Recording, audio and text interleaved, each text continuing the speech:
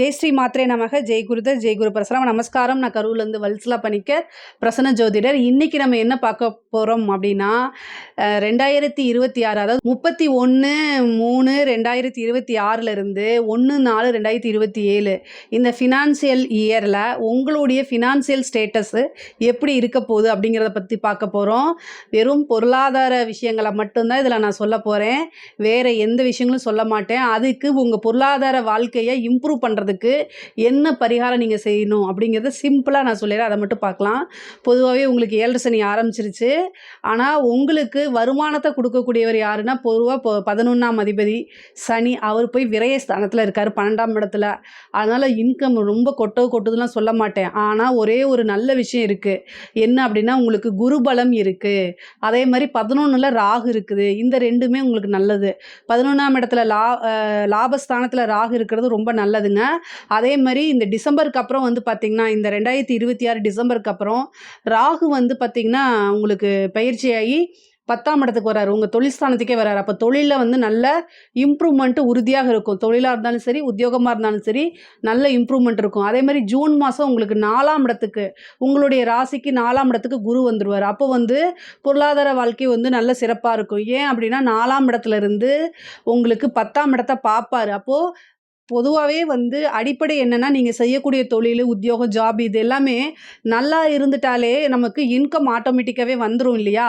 அதுக்கு வந்து உங்களுக்கு குருபலமும் இருக்குது. ஆனால் 7 சனியுடைய பாதிப்புகள் இருந்தாலும் ஒரு 6 மாதத்துக்கு வந்து பார்த்திங்கன்னா உங்களுக்கு குரு வந்து காப்பாற்றி விட்டுருவார். அதே மாதிரி ராகுவும் நல்ல பொசிஷனில் தான் இருக்கார். அதனால் எக்கனாமிக்கலை பொறுத்த வரைக்கும் பொருளாதார வாழ்க்கைங்கிறது உங்களுக்கு ஓரளவு சிறப்பாக தான் இருக்கும். ஆனால் பொருளாதார ஸ்ட்ரகிள்ஸ் இருக்குது, எனக்கு கொஞ்சம் கடன் பிரச்சனைகள் இருக்குது, வரக்கூடிய பணம் வரமாட்டேங்குது, எதிர்பார்த்த இடத்துல இருந்து பணம் வரலை அப்படின்னா நான் சொல்லக்கூடிய இந்த பரிகாரத்தை கொஞ்சம் ரெகுலராக என்ன உங்களால் முடியுதோ அதை நீங்கள் செய்யுங்க. ஃபஸ்ட்டு வந்து என்னென்னா, உங்களுக்கு வெள்ளிக்கிழமை ஓகேங்களா, பால் பாயசம் வச்சு மகாலட்சுமி வழிபாடு பண்ணிக்கோங்க. பால் பாயசம் வச்சு மகாலட்சுமி வழிபாடு பண்ணிக்கோங்க. ஒவ்வொரு சனிக்கிழமையும் காக்காய்க்கு ஸ்வீட்டு, வெள்ளை கலரில் ஸ்வீட், அது எது வேணால் இருக்கலாம். தேங்காய் பருப்பியாக இருக்கலாம், அல்லது பால்கோவா இருக்கலாம், என்ன வேணால் இருக்கலாங்க. ஆனால் ஒயிட் கலரில் ஒரு ஸ்வீட்டை என்ன செஞ்சிடணும், சும்மா தேங்காயும் வெள்ளத்தையும் போட்டு கூட நீங்கள் வைங்க, அது கூட ஒன்றும் பிரச்சனை இல்லை. ஆனால் ஒயிட் கலரில் இருக்கணும். இது வந்து உங்களுக்கு நல்ல அதிர்ஷ்டத்தை கொடுக்கும். ரெண்டாவது, ஏன்னா 11 கூடையவர் உங்களுக்கு யார் அப்படின்னா சனி, அதனால் காக்கான்னு சொல்லியிருக்கேன். அதே மாதிரி வெள்ளை கலர் ஸ்வீட்னா சுக்கிரன், 2ஆம் அதிபதி, காசு பணத்தை கொடுக்குறவர். அதனால் அதை செய்யுங்க. அது வந்து ரொம்ப நல்ல ரிசல்ட்டு, ரொம்ப சிம்பிள், அதே நேரத்தில் நல்லது. எங்கள் வீட்டில் காக்காவே இருக்க மாட்டேங்குது அப்போல்லாம் நீங்கள் சொல்லாதீங்க, ஏதாவது வைங்க, அது ரொம்ப நல்லது. அதே மாதிரி ஒரே ஒரு சனிக்கிழமை, இந்த ஒரு வருஷத்தில் ஒரே ஒரு சனிக்கிழமை குருவாயூர் போய் வழிபாடு பண்ணுங்க. குருவாயூர் அப்பன் வழிபாடு வந்து ரொம்ப ரொம்ப சிறப்பானது. உங்களுக்கு இந்த டைமில் இந்த 7 சனியை மீறி உங்களுக்கு ஒரு விஷயம் செய்யணும் அப்படின்னா, அந்த 7 சனியை வந்து பார்த்திங்கன்னா நிறைய பேர் என்ன செய்கிறாங்கன்னா, இந்த சனிக்கு வந்து பார்த்திங்கன்னா அங்கே குச்சனூர் போனேன், திருநள்ளாறு போனேன், அது இதுன்னு சொல்கிறாங்க. தயவுசெய்து இந்த 7.5 சனி அஷ்டம சனியில் போகக்கூடாதுங்க.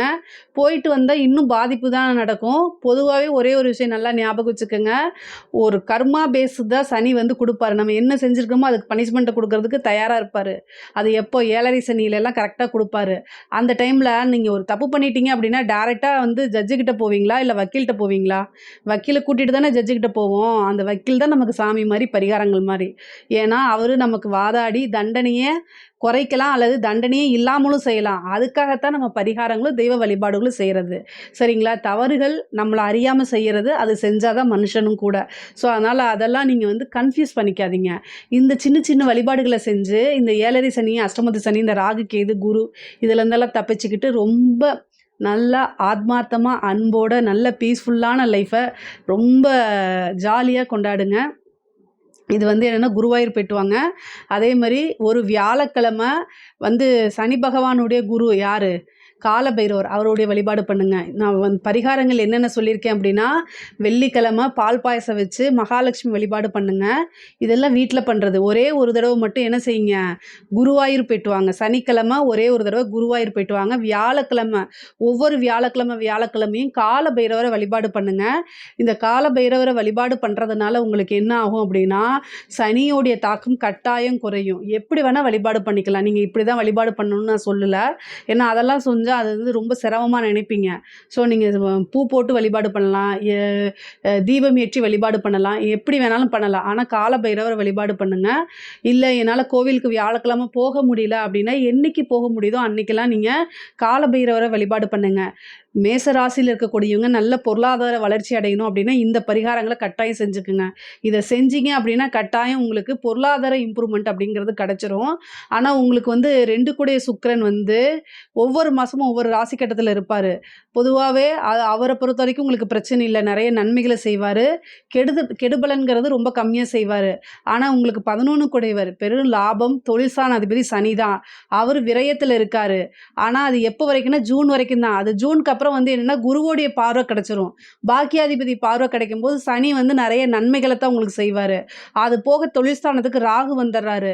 ராகு வரும்போது ஏற்கனவே ரொம்ப ரொம்ப நலிஞ்ச நிலையில இருக்கக்கூடிய விஷயங்கள் எல்லாம் நெறைய இம்ப்ரூவ் பண்ணி விடுவாரு. அதனால நீங்க கவலையெல்லாம் பட வேண்டாம். இந்த 2026 டூ 2027 ஃபினான்ஷியல் இயர் வந்து உங்களுக்கு வந்து பொருளாதார வாழ்க்கை ஒவ்வொரு படிப்படியா வந்து உயருமே தவிர கீழ போகாது. இந்த வருஷத்துல வந்து உங்களுடைய வாழ்க்கை வந்து பொருளாதார வாழ்க்கை வந்து உயரணும் அப்படின்னு உங்களுக்காக கட்டாயம் நான் என்னுடைய அம்பாள் கிட்ட பிரார்த்தனை பண்ணிக்கிறேன். நன்றி, வணக்கம்.